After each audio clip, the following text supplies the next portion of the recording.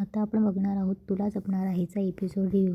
कालच्या भागात आपण बघितलं की मंजिरी मायाच्या पर्समध्ये काहीतरी वस्तू ठेवते. तेव्हा ती आता मनात बोलत असते की मायाच्या पर्समध्ये मी ज्या काही वस्तू ठेवल्या त्या अंबिकाने पाहायला हव्या, पण ही अंबिका गेली कुठे? भलत्या वेळी तर नेहमीच कुठे ना कुठे असत असते. म्हातारी आली म्हणून गेली तर नसेल. इकडे आजी दादासाहेबांसोबत हॉलमध्ये बसलेली असते देवी आजी. तेव्हा नर्मदा तिथे येते. तेव्हा दादासाहेब बोलतात की नर्मदा आजीसाठी काहीतरी खायला आण. तेव्हा नर्मदा बोलते आजी तुमच्यासाठी काहीतरी खायला आणते. हां पण इथेच बसून राहा हां. मागच्या वेळेस पूजेच्या वेळी नाही का मध्येच कुठे गायब झाल्या होत्या. तेव्हा देवी आजी बोलतात की मनात भाव असला ना की मी कुठेही कधीही केव्हाही दिसू शकते. तेव्हा दामोदर बोलतो की म्हणजे. तेव्हा नर्मदा बोलते त्या गोष्टी फक्त मीरालाच कळतात, तुम्हाला नाही कळणार. तेव्हा नर्मदा बोलते मी तुमच्यासाठी खायला आणते हां. तेव्हा आजी बोलते की मला खायला नको आणूस पोरी, मला महागौरीचं दर्शन घेऊ दे, कारण की मला नेहमी वाटतं की तुमच्या घरात महागौरीचा वास असतो. तेव्हा दादासाहेब बोलतात की आजी तुम्ही बरोबर बोलतायत, कारण की महागौरी माता आमच्या घराण्याची कुलदैवत आहे आणि तिची आमच्या घरावर सतत कृपा असते. पण सध्या आमच्या घरात. तेव्हा आजी बोलते की ऊन सावलीचा खेळ चालूच असतो लेकरा, पण सध्या आपल्या घरात त्या खेळाला सांभाळणं हाच एक पर्याय. तेव्हा दादासाहेब आजीला बोलतात की आजी येतो मी, मला ऑफिसवरून फोन आहे, मला ऑफिसला जायचं आहे. तेव्हा दादासाहेब नमस्कार करून जातात. तेव्हा नर्मदा बोलते आजी या देवघरात जायचं आहे ना तुम्हाला. तेव्हा नर्मदा आजीला देवघराकडे घेऊन जाते. इकडे माया तीच पर्स घेऊन येते आणि बोलते की मॅडम मी जरा बाहेर जाऊन येते. तेव्हा मंजिरीला त्या पर्समधलं सामान हे अंबिकाने बघायला हवं असतं. तेव्हा त्यामुळे ती मायाचा हात पकडते आणि बोलते की माया आत्ता नको जाऊस, पहिले नाश्ता वगैरे करून जा. तेव्हा माया बोलते की आज माझी एवढी काळजी. तेव्हा म्हणजे काही नवीन काम सांगायचं आहे का मॅडम? तेव्हा मंजिरी बोलते की माया मी काय फक्त कामासाठीच बोलते का तुझ्याशी? तू काम करतेस, कधी कधी तुला जमत नाही, चुकतेस, पण तू नाही म्हणत नाही, प्रामाणिक आहे माझ्याशी, म्हणून मला काळजी वाटते. जा नाश्ता करून घे जा. तेव्हा माया बोलते ओके. इकडे नर्मदा आजीला देवघरात घेऊन येते. तेव्हा अंबिकाही आजी आजी करत उंबरठा ओलांडून देवघरात येतात. तेव्हा अंबिकाला काहीतरी डाऊट येतो आणि ती पुन्हा उंबरठा ओलांडून बाहेर जाते, पुन्हा आतमध्ये येते. तेव्हा ती मनात बोलत असते की मीरा इथे नसताना मी देवघरात आत बाहेर कशी करू शकते. तेव्हा अंबिका बोलते आजी मला भास होत आहे का? नाही पण आत्या बोलत आहेत म्हणजे भास नसेल कदाचित, आजी आले आहेत. तेव्हा आजी बोलते मी आले पोरी. तेव्हा नर्मदा बोलते तिकडे बघून काय मी आले पोरी बोलतायत, मी इकडे आणि मला पटकन मला नाश्ता करायचा आहे, आता काय देवघरातच बसून राहणार आहेत का? नर्मदा बोलते तुम्हाला दिसत नसलं म्हणजे काही सगळीकडे सगळंच दिसतं असं नाही आहे, कोणी नाही आहे तिकडे. तेव्हा आजी बोलते की मला दिसत नसलं ना तरी मला सगळीकडे देवीचेच रूपं दिसतात, तुला जायचं असेल तर जा, मी थांबते इथे, थांबू ना? तेव्हा नर्मदा बोलते थांबा ना, मला काय दिवसभर थांबा पण परत मी इथे तुम्हाला न्यायला येणार नाही आहे हं, मग या स्वतः धडपडत. तेव्हा नर्मदा तिथून निघून जाते. अंबिका पटकन आजींच्या पाया पडायला खाली वागते. परत मंजिरी बघते त्यांना. तेव्हा आजी अंबिकाला आशीर्वाद देत असतात की तुझ्या सगळ्या इच्छा पूर्ण होत बाळा. तेव्हा अंबिका बोलते आजी मला तुम्हालाच भेटायचं होतं आणि तुम्ही आलात. तेव्हा आजी बोलते तू आणि मीरा मला खूप जवळचे आहेत गं, तुमच्या मनातलं मला सगळं कळतं. तेव्हा अंबिका बोलते पण हे दरवेळेसच कसं सगळं घडतं आणि हे सगळं मंजिरी ऐकत असते. अंबिका सांगत असते की माझी शक्ती जेव्हा गमावली होती ना तेव्हाच तुम्ही धीर दिला होता मला, माझ्या बहिणीपर्यंत तुम्ही मला पोचवलं, तुम्ही आम्हा दोघी बहिणींना जोडणारा धागा आहात. मंजिरी मनात बोलत असते की ही थेरडी अंबिकाला आधीपासून मदत करत आली आहे. तेव्हा अंबिका इकडे आजीला सांगत असते की आजी एवढंच नाही, एका मांत्रिकाने मला कैद केलं होतं ना तेव्हा माझ्या बाबांना माझ्यापर्यंत तुम्हीच आणलं होतं ना. आणि एवढंच नाही, मीरा जेव्हा संकटात असते ना तेव्हा संकटातनं तिला तुम्ही बाहेर काढतात. तुम्ही येतात आणि कसं तुम्ही येता आणि सगळं नीट होतं. आणि काल माझी वेदा संकटात असताना तुम्ही मला त्या जागी नेलं नसतं तर खूप मोठा अनर्थ झाला असता. तेव्हा मंजिरी मनात बोलते म्हणजे ह्या म्हातारीने मी अंबिकाला माझ्यापर्यंत आणलं होतं. तेव्हा अंबिका इकडे सांगत असते की आजी हे दरवेळेस कसं होतं आहे, मीरानंतर फक्त तुम्हालाच मी दिसते. आजी हे दैवी काहीतरी आहेच. आजी कोण आहात तुम्ही? तेव्हा आजी बोलतात मी कोण आहे?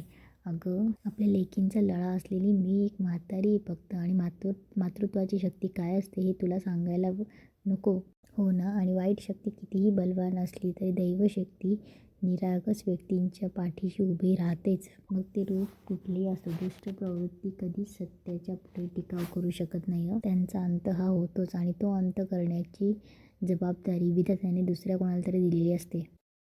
देवी आजी बोलते तो कोण आहे, त्याचं प्रारब्ध काय आहे हे शेवटच्या अध्यायातच कळतं. आपण तोपर्यंत फक्त लढतच राहायचं. तेव्हा आजी बोलते, मंजिरी बरोबर आहे ना?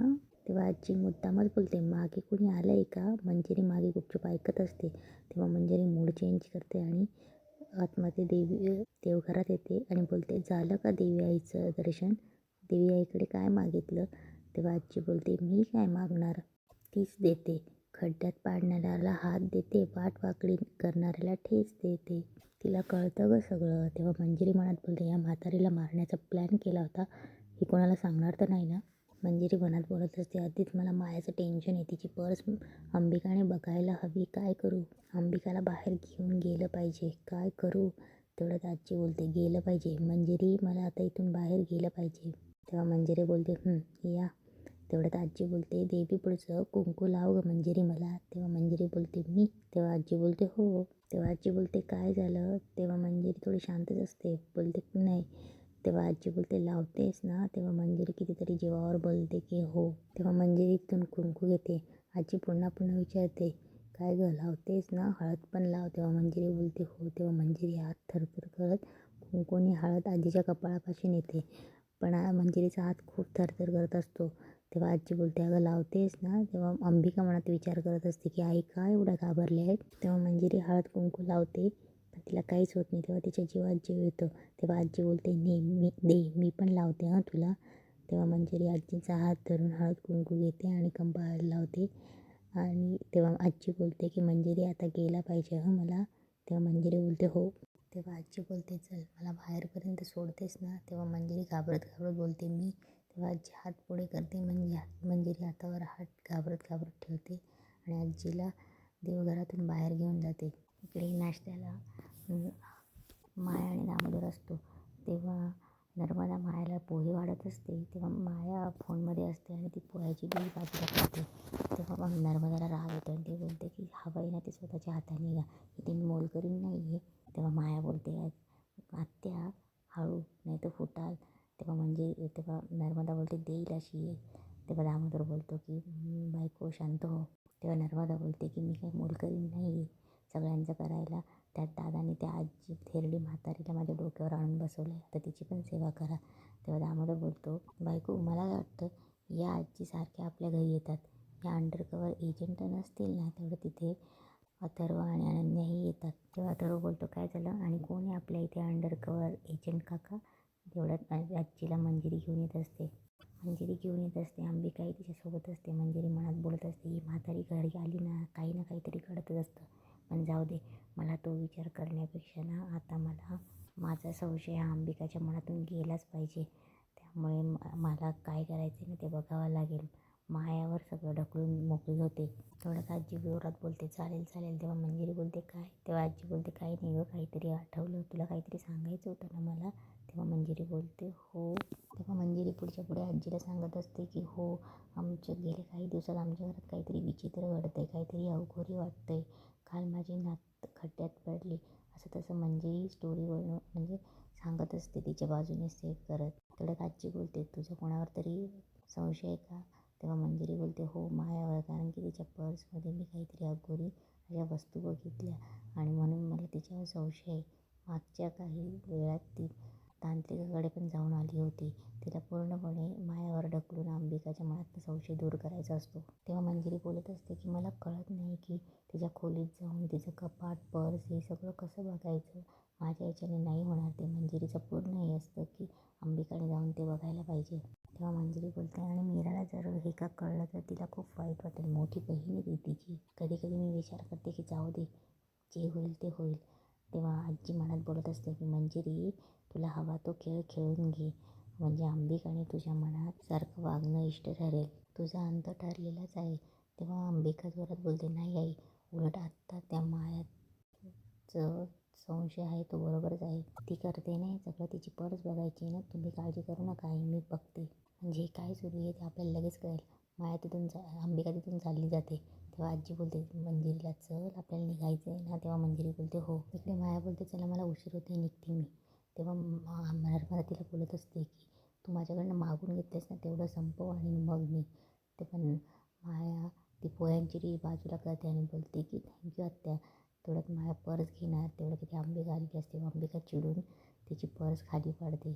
तेव्हा माया पर्स उचलायला जाते तर पर्स उलटी होते आणि तिच्या हातात तिच्या पर्समधून ती काळी बाहुली, टाचण्या, ते सगळ्या काही मंजिरीत ठेवलेल्या वस्तू खाली पडतात.